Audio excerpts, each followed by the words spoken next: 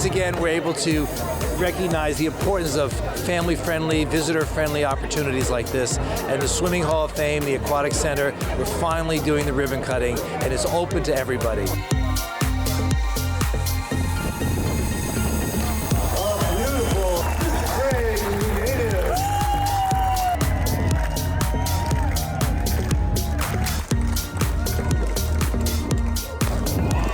Still to come, amazing bookend buildings on the ends of the peninsula that are going to really take this to the next level.